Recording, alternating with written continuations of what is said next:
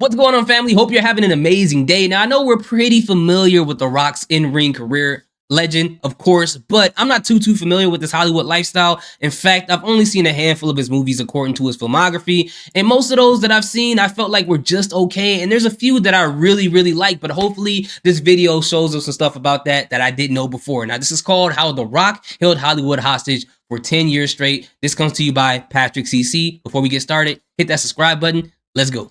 Dwayne "The Rock" Johnson has had a major box office film every single year for the past 2 decades. Nearly all of them were an overwhelming financial success, with the exception of a few. Over the years, The Rock has stamped himself as one of the most successful and beloved entertainers of all time, worth a whopping $320 million.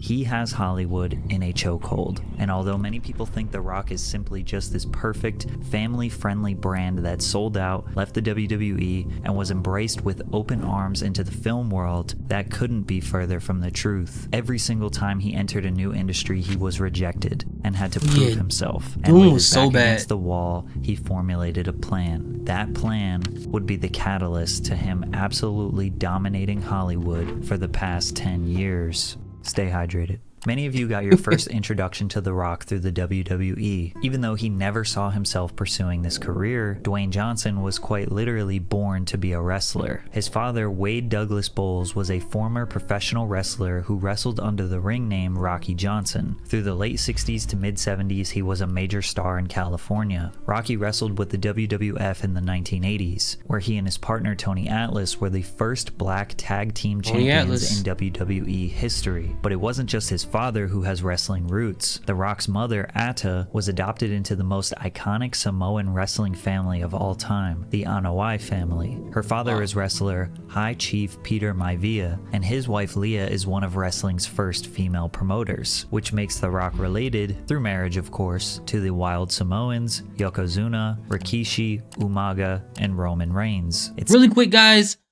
I know my brain works really weird. I know that, guys. I'm sorry for stopping the video too, but does anyone else look at the Samoan lineage, the Samoan family involved in pro wrestling? Like, if you're a human in Dragon Ball, like Dragon Ball Z, Dragon Ball Super, whatever, whichever one you want to pick, you look at them, I look at them like they're this superhuman beings that are able to do things that most families can't do in other worlds, right? Like, you know, like the Saiyans, like they got stronger over time. Eventually they unlocked the Super Saiyan ability. I feel like that's what's been happening with the Samoan family over time. But the reason why I bring that up too is because the interesting part about The Rock's mother being adopted into that family, I wonder if they can use that, like when Roman Reigns, or if they book the Roman Reigns Rock thing, which I feel like they keep teasing every year and not doing it, but Roman Reigns can use that as ammo against The Rock, because you know The Rock's going to come in and try to, you know, flex his muscle and try to tell people what to do, and Roman Reigns can be like, you can't tell us what to do. You're not even blood. Your family was adopted into this. You're not really a part of this family. Who do you think you are? Your lineage starts and ends with you. Don't come and try to tell me, the tribal chief, what to do. I think that would be some good ammo. What do you guys think? Let's continue.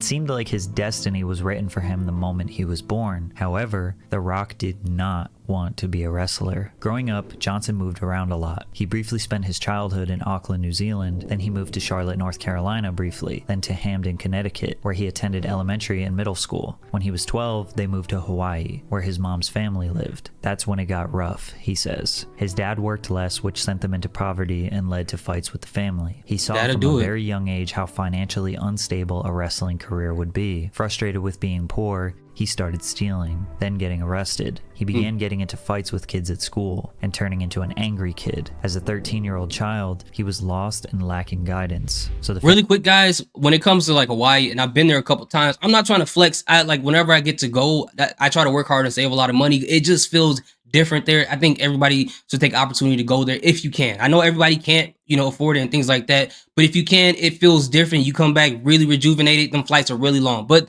the reason why I brought this up is because when you go to Hawaii, you know, obviously the touristy areas like Waikiki Beach and so on and so forth, those areas are nice. You know, the homeless people are really nice. They don't really mess with you, but it's really easy to go into poverty over there because everything is so expensive. Like even like the ABC stores, buying stuff from there is very expensive compared to probably like where I live. And if you go into the areas away from the touristy areas, in those you know, impoverished areas, just like anywhere else, it gets crazy over there. Like them people, the locals over there, if they don't like you, they get it in. It ain't like what you see on cartoons. You're not chasing monsters with Lilo and Stitch every day. You're not gonna see a guy with a floral shirt on walking around eating pineapples and cracking open coconuts for a show. No, them guys over there, they really get it in. If you become a problem over there, they're gonna be eating your pineapples and cracking open your coconut. You know what I'm saying? But it gets crazy over there. So for The Rock to be doing stuff like that over there, it's like, just think about like the dangers of doing that. So I'm not too sure which area he lived in Hawaii, but still, it's still a possibility of those things happening. Family relocated again to Nashville, Tennessee before settling in Pennsylvania. Dwayne attended Freedom High School in Bethlehem Township in the Lehigh Valley. Freedom was his fourth high school in 3 years in 3 different states. Wow. Johnson found himself outside the principal's office at each school, frequently encountering conflict and participating in petty crime. Before the age of 17, he was arrested multiple times for fighting, theft, and check fraud. His life was on a fast track to nowhere, until one teacher would change his life. After settling an argument with Jody Quick, the school's football coach, he asked Dwayne to play football for Liberty. On the football field, Johnson was given the structure and discipline his life otherwise lacked. Quick became the strong male figure Dwayne needed since his father, Rocky, was usually away working. As a 6'4", 230-pound junior, Johnson wreaked havoc from the defensive line. He fell in love with the game. It gave his life purpose. Coach Quick sat him down and said, "Listen, your family doesn't have any money, your grades are average. If you're going to get out of this town and make a different life for yourself, football is the vehicle." Dwayne's mentality did a 180, from being a rebellious criminal to a fully focused and determined young man obsessed with making it. He became a 3-sport athlete: football, wrestling, and track and field. Liberty High School competed in the Eastern Pennsylvania Conference, in which the wrestling programs have been ranked best in the nation by Win Magazine, and have been described as among the nation's best in the sport for nearly 3 decades. And despite his wrestling talents, football was where his heart was. Dwayne had only played for 2 years, but he drew the attention of NCAA Division I collegiate programs. College football recruiters ranked him among the nation's top 10 high school defensive tackles. He received offers from Penn State, UCLA, Clemson, Florida State, and dozens of other top programs, but he eventually accepted a full athletic scholarship from the University of Miami, whose football program was then one of the best in the nation. Hurricanes. In 1990, he made an amazing first impression to the Miami coaches. He was fast, he was strong, and he worked harder than anyone. But before he got to play his first game, he suffered a shoulder injury, which made the coaches shift their focus from Dwayne to Warren Sapp, who would go on to be an NFL Hall of Famer. Over the years, he had 4 knee surgeries and lived in the shadow of Sapp. He ended his Miami career with 78 tackles and 4 sacks. No NFL coaches wanted to take a chance on him. However, the Calgary Stampeders in the Canadian Football League gave him a shot. He was making $250 Canadian per week, which is basically equal to minimum wage, but it didn't last long. You put your body on the line on a week-to-week basis for that?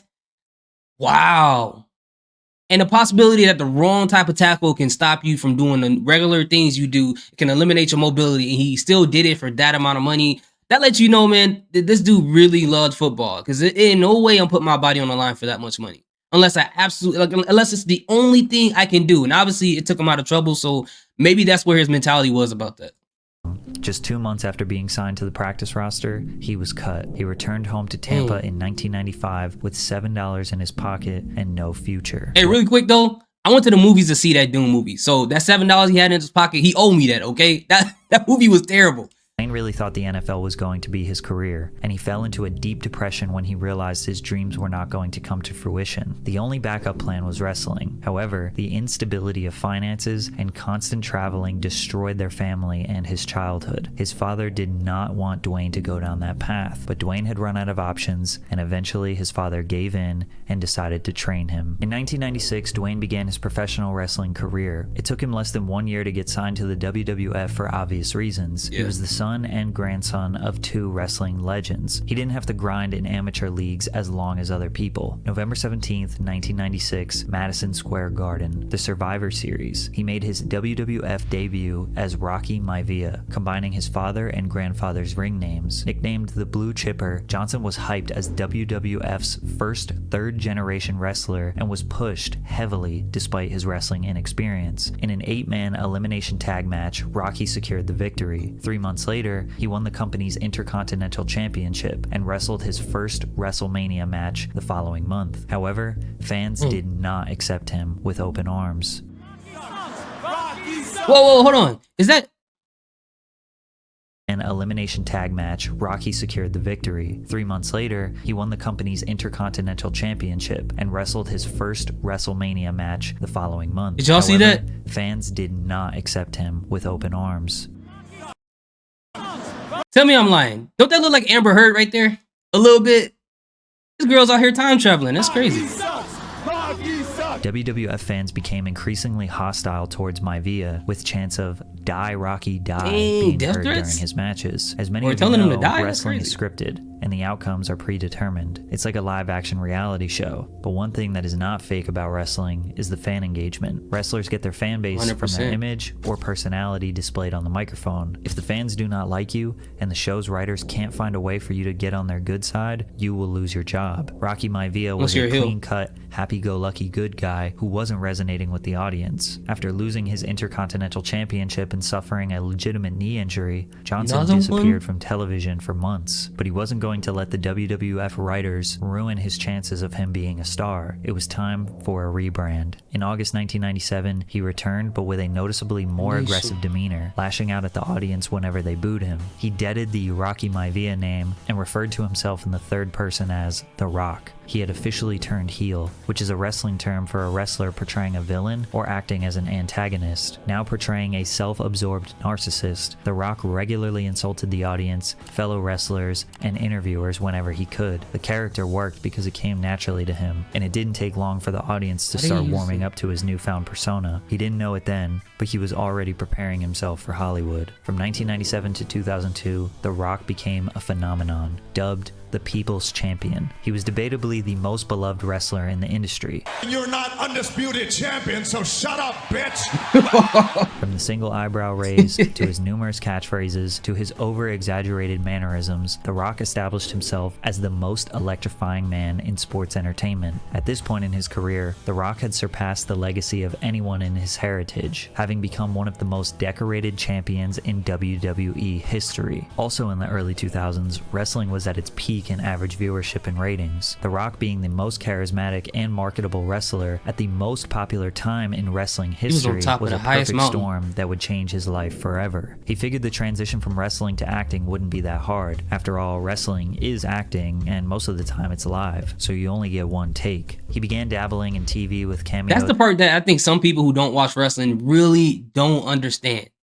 Don't understand. You can say whatever it is about wrestling that you want to say, but the ability to do this under one take, whether it be a promo, whether it be a match in the ring, and you can't do any mistakes to do those things perfectly and entertain the crowd with them understanding that this thing is scripted, that's a lot to do. That's not easy to do. I don't think a lot of actors can transition into wrestling. Like a lot of them, I don't think they can, because they need to rehearse, do things over and over. But to like, even when Vince used to swap people's like scripts out before, like a few minutes before, and people were still able to go out there and improvise, like that's a talent that, you know, a lot of actors don't really possess. So you got to give wrestlers the credit, people. Was on That 70s Show, Star Trek Voyager, and Saturday Night Live. In fact, after his SNL debut, one of the most respected film critics of all time, Roger Ebert, said this: "Have you met The Rock before? This guy is going to be a major movie star. He should get out of wrestling as soon as possible." That prediction couldn't have been more true. In 2001, Dwayne made his first feature film debut in The Mummy Returns, which grossed roughly $435 million. Dude, I was so salty about that because I thought The Rock was going to be in that movie a lot more, and he had to wait way to the end to see him, just to see that abysmal CGI even from back then.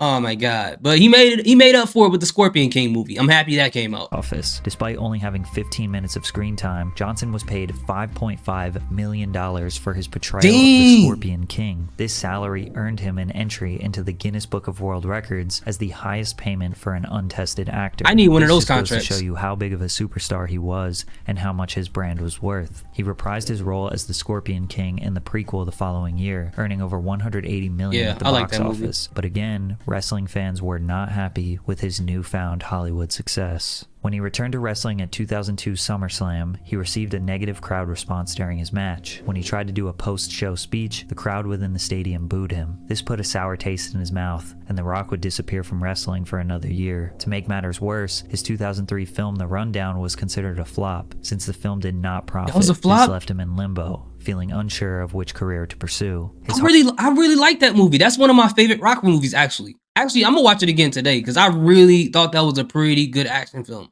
Heart was still in wrestling, but he needed a rebrand for the second time, and that's exactly what he was going to do. In 2003, The Rock turned heel again and started a new persona, dubbed Hollywood Rock. With a new look and a shaved head, his new persona as a snobby Hollywood jock who looks down on the wrestling community earned him a lot of haters, but you could tell he was having fun and wasn't afraid to lean even harder into this character. He eventually won over the audience because of his charisma and hilarious jokes. Plus, he was still a legend at this point, so it was hard to pretend to hate him for much longer. Many wrestling fans think The Rock is at his best when he is in his Attitude Era. Sadly for them, this was all very short-lived. The Rock's contract with the WWE ended in 2004. I don't think Patrick CC knows what the Attitude Era is, but it's still a good video so far, but I don't think he knows what that means. He retired without making a big announcement. The 32-year-old knew putting his body on the line would ultimately catch up to him. This decision would allow him to officially start his full-time Hollywood acting career. Even though Dwayne was a superstar, he struggled to find success early on as an actor. From 2004 to 2006, he starred in Walking Tall, which was received well by fans but hated by critics. He had some throwaway roles like the crime comedy Be Cool and the film adaptation of the popular video game Doom, which failed to break even financially. However, the comedy thriller Southland Tales and Gridiron Gang performed a little bit Gridiron Gang. I didn't see Southland Tales, but I saw Gridiron Gang. That movie was actually, look at Exhibit. That movie is actually pretty good. When he was like 88's for life. I forgot what the dude said, like 88, 86. I forgot what numbers he said. Better financially, but none of these films indicated that The Rock had a promising career ahead of him. Realizing his career was looking shaky, he decided to change his persona for the third time. Now he would take on the role as the Gentle Giant. He slimmed down his appearance, which, let's be honest, even a slim version of The Rock is still a 200+ pound beast. But he started seeing box office success when he appeared in more kid-friendly films like Walt Disney's The Game Plan and Race to Witch Mountain, along with Get Smart and The Tooth Fairy. I didn't see none of those. Over $100 million at the box office. The only problem with these movies is that he wasn't really acting. The Rock is actually the Tooth Fairy. But seriously, The Rock is known in real life as being a really nice guy, very friendly, and supportive. So in these movies, he's just being casted as himself. Plus, he really wanted to be in action movies since, he's The Rock. After 3 family films in a row, he was faced with yet another problem of boxing himself into a genre that would be hard for him to escape from. So he called a meeting with his agents and developed a vision to take Hollywood hostage. He wanted to be Will Smith, but different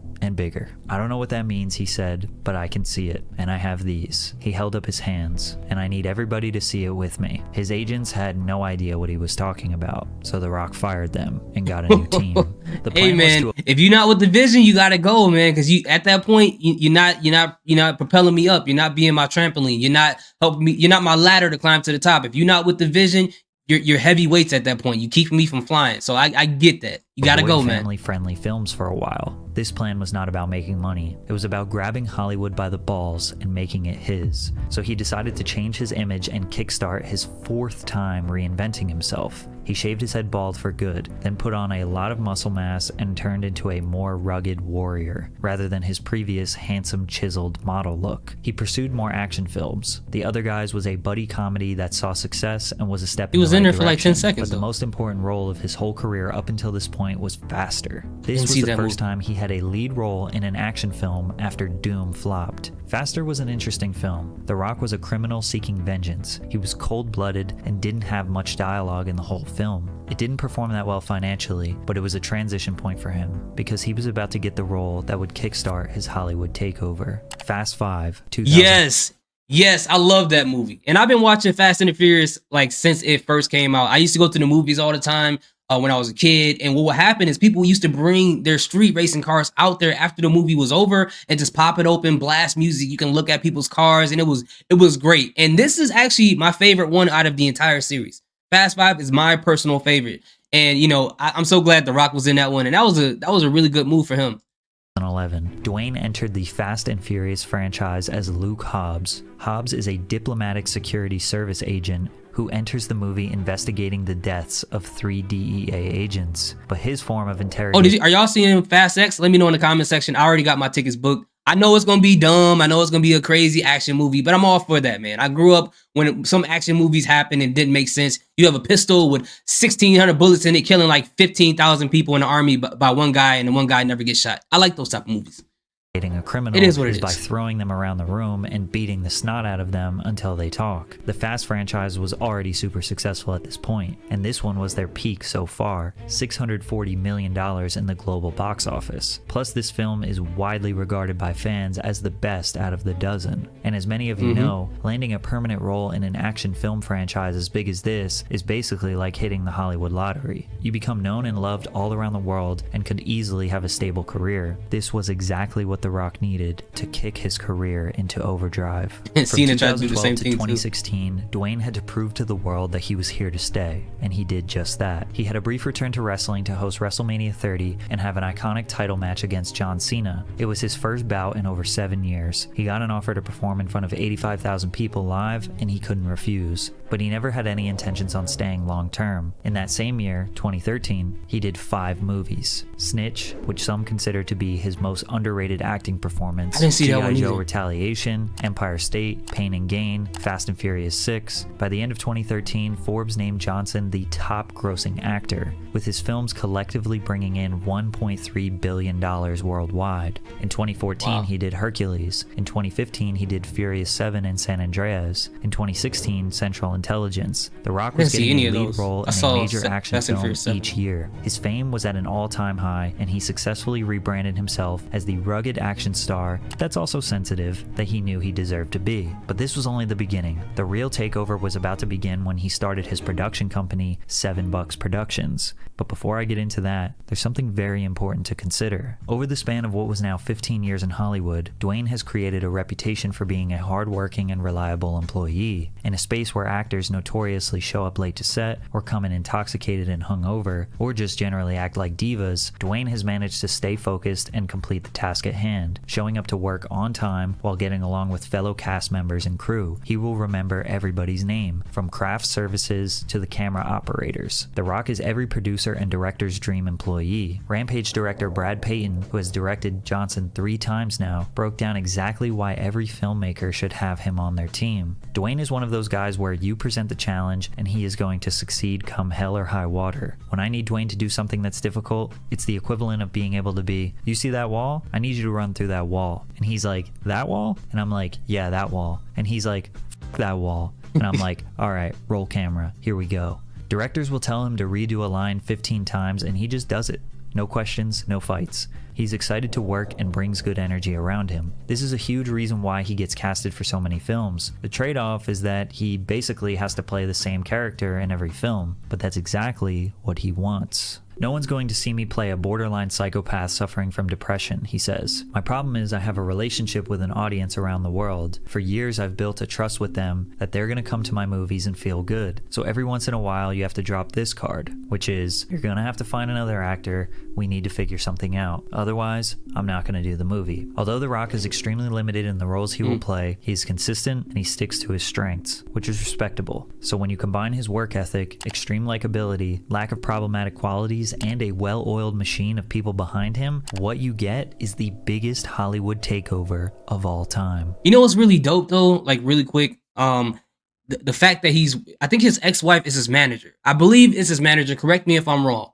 But the fact that he's getting money with his ex-wife, it's interesting. I think it's pretty cool because not all the time I know what happens and it depends on how things end, and you know, conflicts can happen, people can hurt each other, and I get that. I'm not saying there's anything wrong with people who have, you know, some type of like issue with their ex due to some things that happen. But to see someone no longer be in a relationship with each other and then still work together and get money together, that's very cool to see. You don't always have to be enemies with your exes. I know, again, some certain circumstances you have to be, depending on what they did. I get it, but it's cool to see that happen and for them to be able to be very successful together at the same time. That's cool. Seven Bucks Productions is the name of his film studio that was founded in 2012 but really kicked into gear around 2016 and 2017. Y'all drank that His Zoa production energy studio will drink? create the vision for a film that has The Rock as the lead role. Since they know his strengths and weaknesses as an actor, they can write the scripts and produce the scenes in a way that benefits him the most, which usually leads to reboots of old movies or using other recognizable I like brands. Jumanji. These movies First are and the basically second one. safe investments.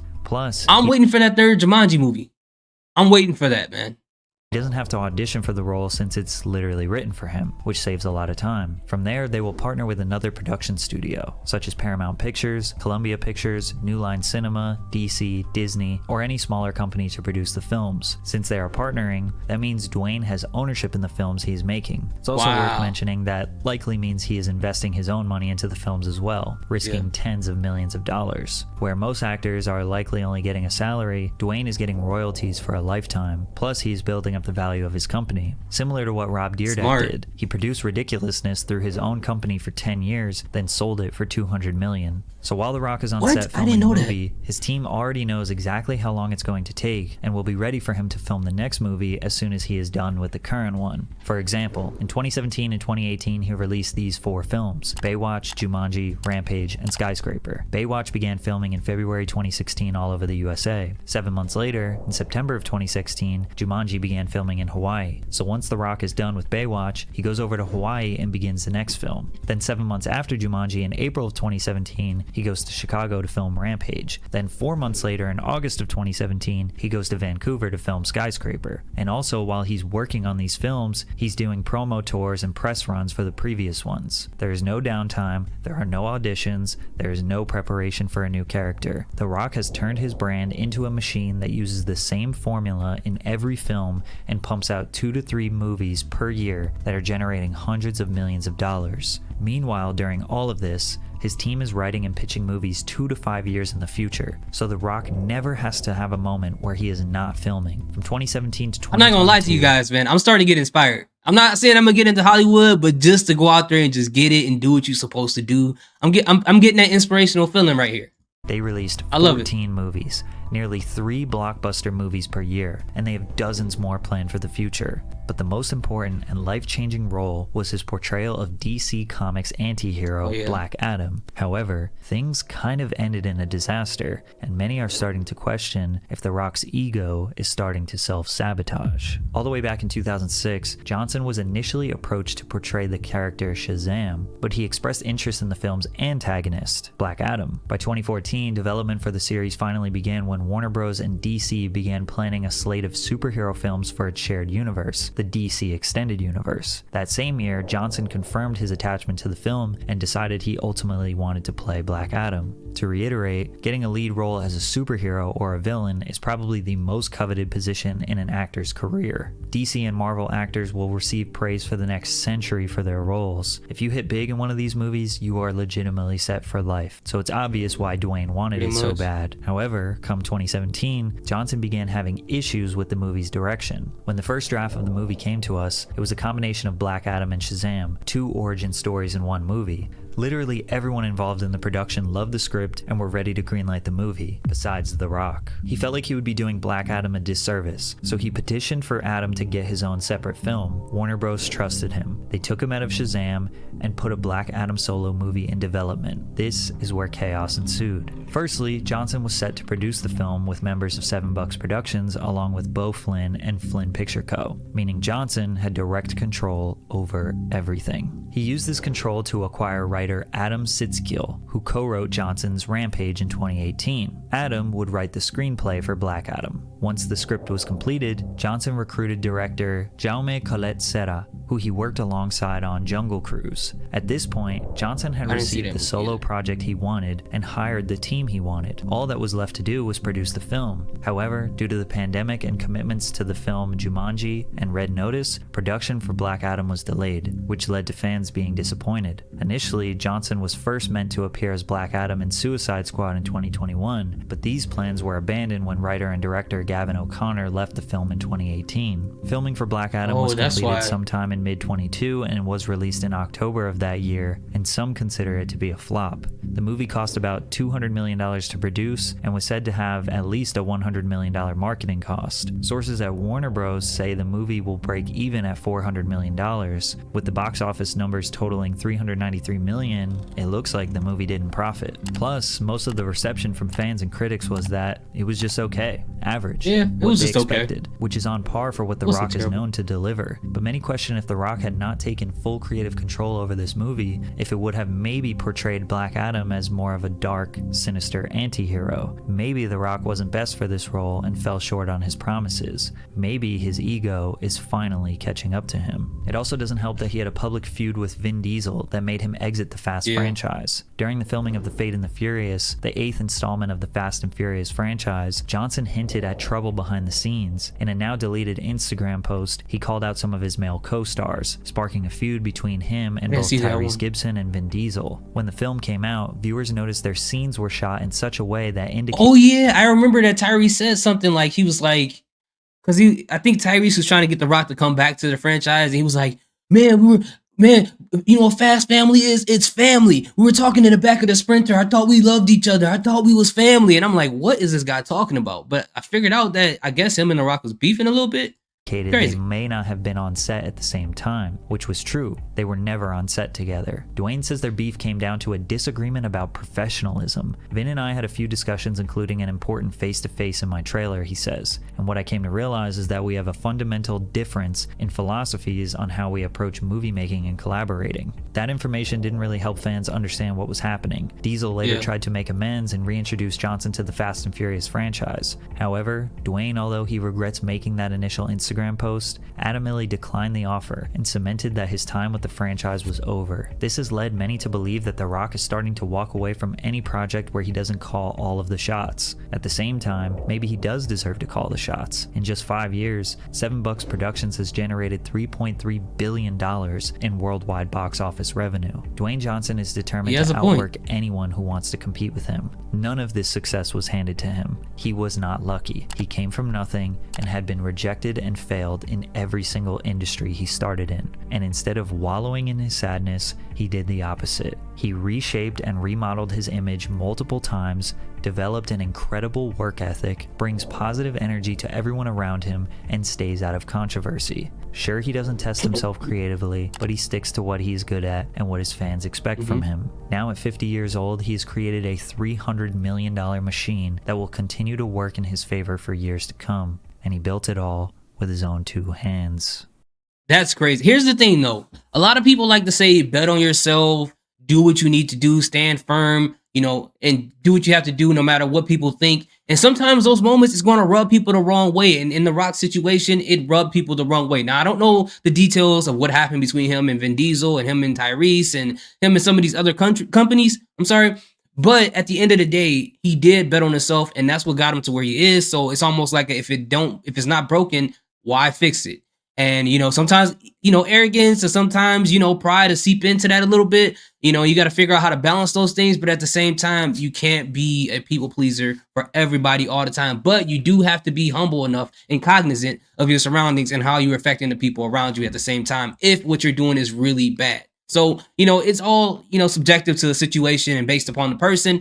But anyways, thank you guys for sitting and watching this video with me. I think this is the longest reaction video I've done so far. I appreciate you guys. Hit subscribe if you haven't already. Salute. Peace. Have an amazing day.